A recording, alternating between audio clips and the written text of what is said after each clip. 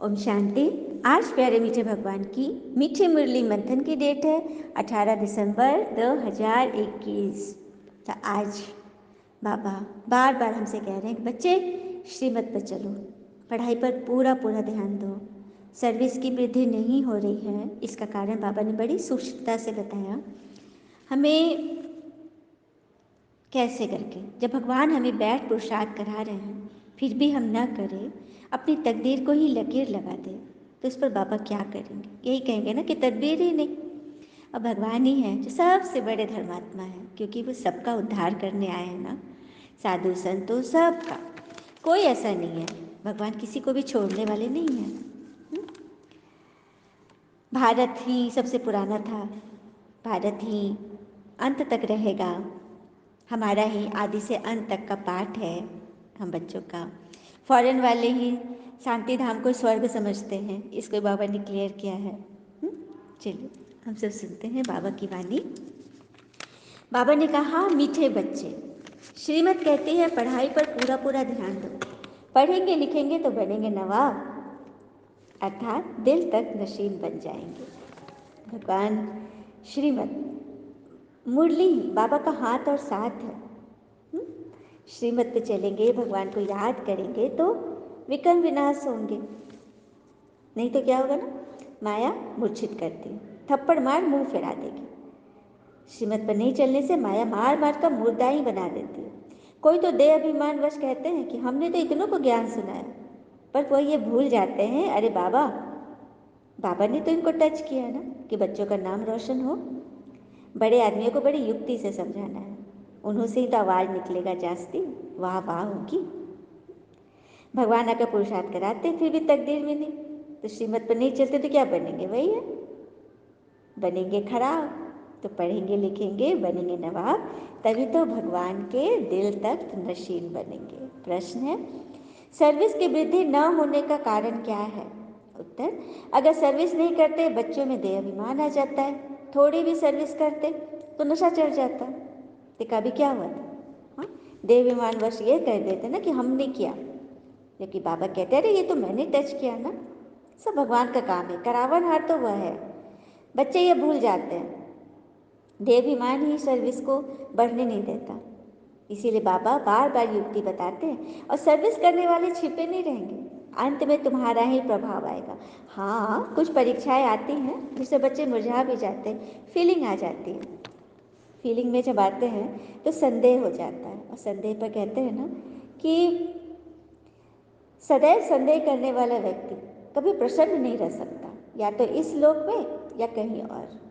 इसलिए संदेह करना है तो अपनी कभी कमजोरियों पर करो कि किस तरह से हम इसको हटाएं।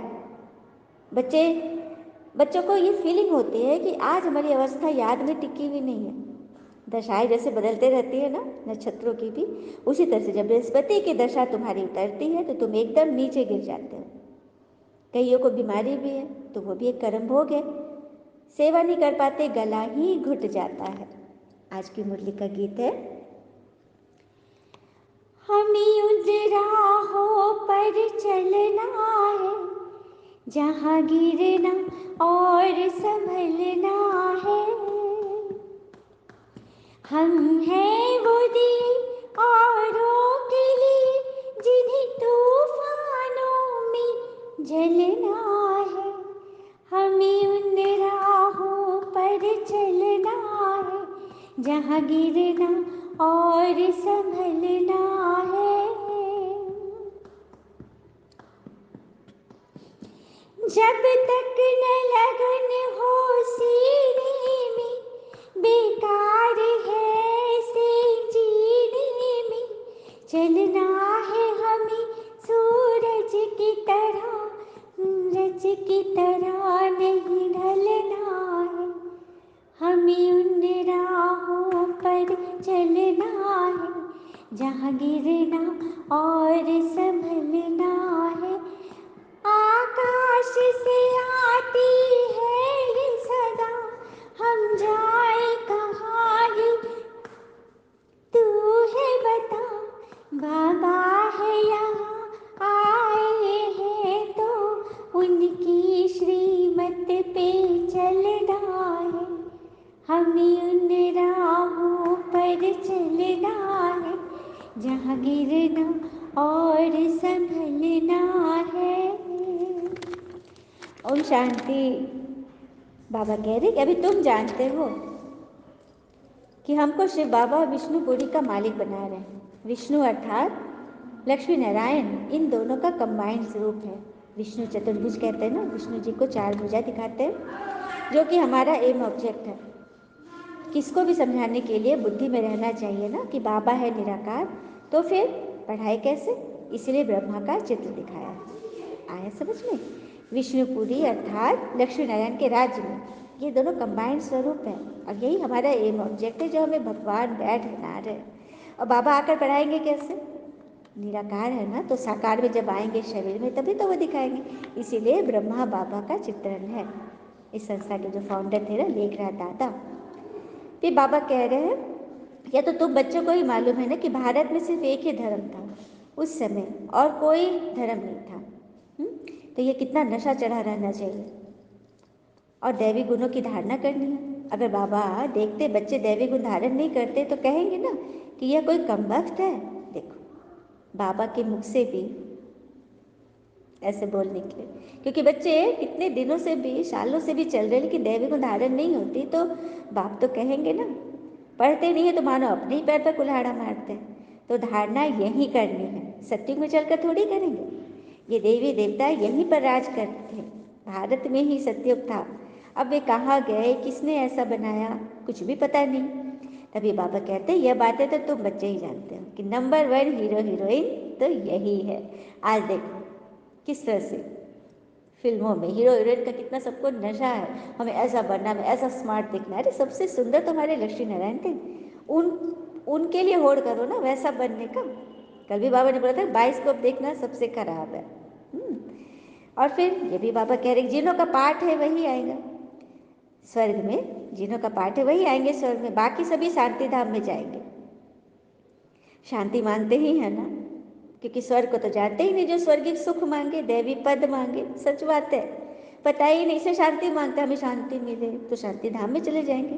हाँ, जीवन में हम जब बुद्धि होती है तो हम जीना चाहते हैं, अच्छे से जिए, शांति से, सुख से, प्रेम से जिए, लेकिन जी नहीं पाते, क्योंकि सांसारिकता में इतना ज़्यादा उलझ गए ना, भौतिकवादी में, कि हम फंस जाते हैं। और कहते हैं ना कि जीवन जीने की सिर्फ 2 ही तरीके हैं। एक तो है कि सब कुछ भूल कर निश्चिंत होकर बेफिक्र होकर जियो, और दूसरा है कि रिग्रेट करके सोचते सोचते कि हम काश हम ये कर लेते, काश हम वो कर लेते।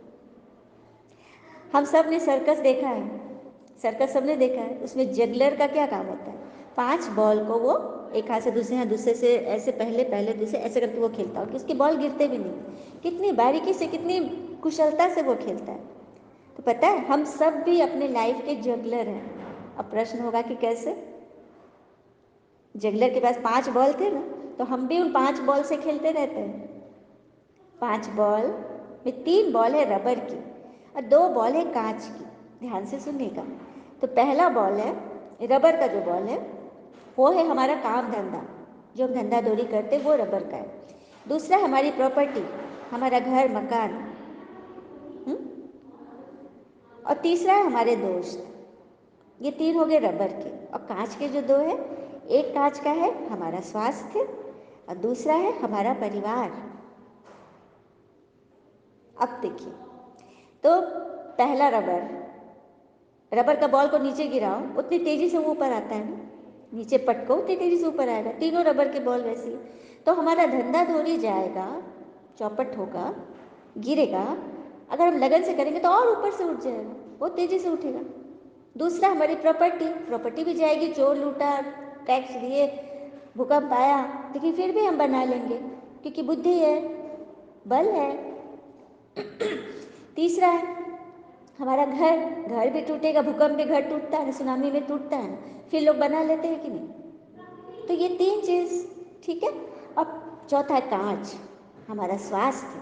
एक बार उस बॉल को नीचे पटको, दोबारा आएगा वापस? बिल्कुल नहीं।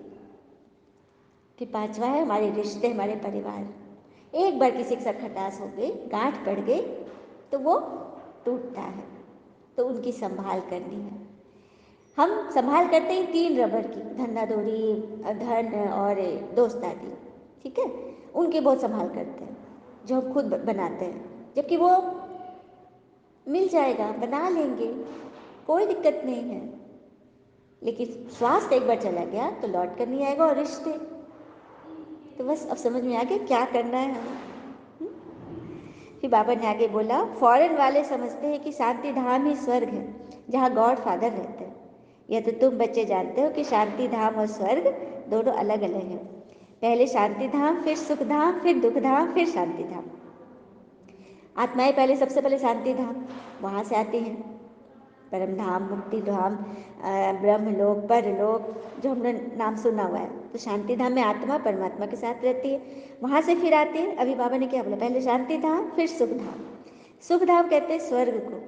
वहाँ से वही बच्चे सुख धाम में आएंगे जो अभी इस संगम पर पढ़ाई पढ़ रहे हैं, जो दैवी कला सीखते हैं, 16 कला संपूर्ण बनते हैं। फिर द्वापर से दुख धाम आ जाएगा। दुख धाम अभी एकदम पतित धाम है, कलयुग। फिर भगवान जब आते संगम पे 5000 वर्ष के बाद, फिर हमें शांति धाम ले जाते हैं। तो ये खेल बना हुआ है, सारा चक्र है। सब आत्माएं सत्युग में तो आएंगे नहीं, यह हो नहीं सकता है, क्योंकि सारे बच्चे स्कूल में टीचर सबको पढ़ाते हैं, तो क्या सारे ही टॉपर हैं? इक्का दुक्का ही टॉपर बनते हैं ना, क्रीम बच्चे तो कुछ ही होते हैं ना। उसी तरह से इस पढ़ाई में भगवान सबको पढ़ा रहे हैं, तो पहुँचेंगे वही, 16 कला संपूर्ण वही बनेंगे जो सत्युग आदि में आएंगे। उसके बाद जो ज्ञान सुन लिए, जान भी लिए, थोड़ी सी धारणा भी है, तो वो प्रजा में आ जाएंगे, त्रेता में आ जाएंगे। लेकिन सत्युग स्वर्ग में नंबर 1 में वो आत्माएं जाएंगी जो इस ज्ञान को 100% धारण करेंगे। उसी का तो पुरुषार्थ चल रहा है इस संगम पर। फिर बाबा कह रहे, तुम्हारा इस ड्रामा में आदि से अंत तक का पाठ है। जो बच्चे आदि में आए हैं, शुरू में जो आ गए वो जाएंगे नहीं, अंत तक उनका पाठ है। तो उनको कितना अटेंशन देना होगा। अब जैसे मुझे आत्मा को उदाहरण में, जो स्कूल में पढ़ती थी, तो 10 क्लास में फेयरवेल देना था ना सीनियर को, तो उसमें एक ड्रामा चल रहा था। तो 10 एक्ट थे, ड्रामा का प्लेस था, छोटे छोटे। उस 10 में मेरा पार्ट था। अब सोचिए, 10 में पार्ट है तो सबके कॉस्ट्यूम्स अलग थे ना। पहला पार्ट करके जब आती थी दौड़ के, फट से मेरा ड्रेस तैयार रहता था, दूसरा पहन करके फिर आती थी। मतलब इतना थक गई थी, लेकिन मज़ा भी बहुत आ रहा था। तो देखा, बाबा ने कहा ना, आदि से अंत तक पाठ है, तो फिर आपको मेहनत भी होगी और मज़ा भी होगा, क्योंकि आप छाए हुए हो शुरू से अंत तक, है ना। फिर बाबा कहते, आधा कल के बाद फिर आत्माओं की टालियाँ निकलती जाएगी, मैंने आत्माएं ऊपर से आती रहेंगी, और जब निकलना बंद होगा तब समझना कि अब यहाँ से जाना शुरू होगा। आना जब बंद होगा ऊपर से, तब यहाँ से जाना शुरू होगा। कहाँ जाएंगे यह सब तुम बच्चों को पता है। बाबा बोले, शांति धाम को पता तो तुमको है ना, सब कुछ तो तुम्हें मैं बता रहा हूँ इस ज्ञान में। तो तुम्हें समझना है कि हम अब कांटों से फूल बन रहे हैं। यह बात भी जब कार्य व्यवहार धंधा दौरी में आते हो तो भूल जाते हो। बाबा कह रहे कि मैं हूँ बबुल नाथ, तुम्हें कांटों से फूल बनाता हूँ। लेकिन तुम बच्चे भी यह बात भूल जाते हो जब धंधा दौरी में आता हो। लेकिन कई बच्चे हैं, सब कुछ करते, हर कार्य करते भी, विचार सागर मंथन करते रहते कि कैसे हम सर्विस करें अथवा कांटों को फूल बनाएं। बाबा सबसे बड़े धर्मात्मा है जो साधुओं का भी उद्धार करते, मोक्ष प्रदान करते। परंतु जब तक साकार शरीर में न आए तब तक कैसे उद्धार करें? प्रेरणा से तो कुछ बात हो नहीं सकती ना। फिर बाबा कह रहे, मुझे याद करो तो विकर्ण विनाश होंगे, वह चक्र को याद करो तो चक्रवर्ती राजा बनेंगे, वह बनाएंगे। चक्र अर्थात आत्मा के 5 स्वरूपों का चक्कर लगाओ। सबसे इनिशियल स्टेज में मैं आत्मा, पॉइंट ऑफ लाइट, स्टार मिसल हूँ। दूसरे में आदि स्वरूप में मैं देवी देवता रूप में हूँ। तीसरे में मैं पूज्य स्वरूप में, चौथा में ब्राह्मण स्वरूप संगम में, 5वां में फरिश्ता स्वरूप। ये बाबा वही बोल रहे हैं, जब तक आप समय नहीं बनाते तो गोया कुछ समझे ही। सर्विस किसी की भी छिपी नहीं रहती है, तुम्हारा ही अंत में प्रभाव निकलेगा। अभी तो तुम्हारी अवस्था ऊपर नीचे होती रहती है, परीक्षाएं आती है ना तो बच्चे मुर्दा हो जाते, मूर्छित हो जाते, फीलिंग आ जाती है ना। ये भी पता है ना कि हमारी अवस्था, आज मेरी अवस्था ठीक नहीं है, तो बस उसी पे समझना है। अच्छा, बाबा को नमस्ते। अपनी बुद्धि हद से निकाल बेहद में रखनी है, दूसरों को भी बेहद मिलाना है। इस पुरानी दुनिया से दिल हटा देना है। पुरानी दुनिया की व्यर्थ बातों में दिल नहीं लगाना। दूसरी पॉइंट, सदा खुशी में रहने के लिए धारणा करनी है और करानी है। हमको भगवान पढ़ाते हैं, यह नशा रखना है, वरदान है। तपस्या द्वारा अपने विकर्मों व तमोगुण के संस्कारों को भस्म करने वाले तपस्वी मूर्त भव। तपस्या द्वारा अपने विकर्मों व तमोगुण के संस्कारों को भस्म करने वाले तपस्वी मूर्त बनो। कैसे बनेंगे? जैसे अभी ईश्वरीय पालना का कर्तव्य चल रहा है, ऐसे लास्ट में तपस्या द्वारा अपने विकर्मों और हर आत्मा के तमोगुणी संस्कारों व प्रकृति के तमोगुण को भस्म करने का कर्तव्य चलना है। जैसे आदि में, प्रारंभ में ईश्वर ने सबकी पालना दी। जैसे सबको पता चला, सुना सबने कि भगवान इस तन में आते हैं, तो सभी आते थे। विश्वास थोड़ी हुआ कि अचानक इन बूढ़े बाबा के तन में भगवान आते हैं। लेकिन जो भी आते गए, उन सबको अपने ईश देव देवी का साक्षात्कार हुआ, ब्रह्मा पिता से और मम्मा से। तो धीरे धीरे लोग जुड़ने लगे कि नहीं, ये भगवान की संस्था है। तो ये बाबा कह रहे कि लास्ट में भी यही होगा। इसके लिए सदा एक रस स्थिति के आसन पर स्थित हो अपने तपस्वी रूप को प्रत्यक्ष करो। जैसे दिखाते हैं ना साधु संत, पेड़ के नीचे बैठ कर एकांत में मौन रह के तपस्या करते हैं। तो यहाँ तुम्हें कोई पेड़ के नीचे जंगल में नहीं जाना, बल्कि यहीं रह के परिवार के बीच में धंधाधोरी करते तपस्वी रूप को प्रत्यक्ष करो। हर कर्म करते ईश्वरीय याद लेना। आपकी हर कर्मेंद्रियों से देह अभिमान का त्याग और आत्म अभिमानी बनने की तपस्या प्रत्यक्ष रूप में दिखलाएगी। तो समझा कि कौन सी तपस्या करनी? हर कर्मेंद्रियों में देह अभिमान का त्याग, किसी बात में फंक हो जाना, छुई मुई बन जाना, हाँ, उखड़ जाना, बात लग जाना, मूंझ जाना, ये सब बातें देह अभिमान का सूक्ष्म रूप है, इनका त्याग। आत्म अभिमानी बनो, मैं आत्मा हूँ, आत्मिक दृष्टि से सबको देखो। देखो बाबा ने हर एक बात का उत्तर दे दिया। हर एक प्रश्न का हमारे पास जवाब है। फलना ऐसे क्यों कर रहा है, उसका उत्तर है। फलना ने ऐसा क्यों नहीं किया, उसका उत्तर है। मेरे जीवन में रोग क्यों आ गया, उसका उत्तर है। मतलब हर एक चीज़ का उत्तर बाबा ने दे दिया है। तो हम अपने भीतर जाएं, खंगालें, उस चीज़ को प्राप्त करें और फिर खुश हो जाए। और उसके बाद अपना अनुभव बताएं कि अरे ऐसे ऐसे परिस्थिति आई थी और ऐसे मैंने विजय प्राप्त की। तो सामने वाला को भी एक पॉइंट मिल गया ना, वो भी अपने जीवन में ऐसे करेगा। तो इस तरह से आप अपने तपस्या रूप को प्रत्यक्ष करो। स्लोगन, संस्कारों की टक्कर से बचने के लिए बालक और मालिकपन का बैलेंस रखो।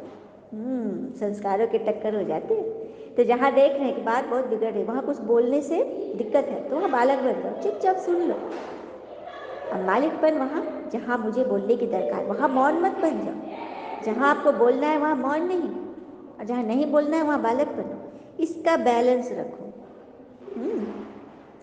कहते हैं ना, केवल पैसों से आदमी धनवान नहीं होता। असली धनवान वह है जिसके पास अच्छी सोच, मधुर व्यवहार और सुंदर विचार होते हैं। अब दुनिया का सबसे आसान काम है विश्वास खोना, कठिन काम है विश्वास पाना, और उससे भी कठिन है विश्वास को बनाए रखना। तो ईश्वर का विश्वास पाने के लिए उनकी श्रीमत पर चलते रहना है और चलाते रहना है। अच्छा, ओम शांति। शुक्र मीठे बाबा, वो बाबा के प्यारे प्यारे बच्चे।